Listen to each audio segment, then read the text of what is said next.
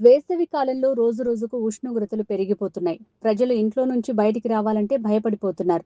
ఇక వేసవిలో చర్మానికి సంబంధించిన సమస్యలు చాలా మందిని ఇబ్బందికి గురి చేస్తాయి. వేసవి కాలంలో సూర్యరశ్మి, కాలుష్యం, చెమట, మురికి అందాన్ని పాడు చేస్తాయి. ముఖం ఎర్రగా మారిపోవటం, ట్యానింగ్, మొటిమలు, పొడిబారటం వంటి సమస్యలు ఎక్కువ మందిని వేధిస్తాయి. అందుకే వేసవిలో సరైన చర్మ సంరక్షణ అవసరం. అయితే ఎండాకాలంలో చేసే పొరపాట్లేంటి అనేది చూద్దాం. ఉదయం ఒక్కసారి సన్ స్క్రీన్ రాసుకుంటే రోజంతా సరిపోతుందని అనుకోవటం. ప్రతి 2-3 గంటలకు ఒకసారి సన్ స్క్రీన్ ను మళ్ళీ రాసుకోవటం తప్పనిసరి. చర్మం జిడ్డుగా ఉందని మాయిశ్చరైజర్ ను మానేయకండి. చర్మం ఆరోగ్యంగా ఉండటానికి తగినంత హైడ్రేషన్ అవసరం. కేవలం సన్ స్క్రీన్ రాసుకుంటే సరిపోదు. బయటకు వెళ్లేటప్పుడు హ్యాట్స్, సన్ గ్లాసెస్ ధరించడం వల్ల చర్మంపై పిగ్మెంటేషన్, ముడతలు పడకుండా కాపాడుకోవచ్చు.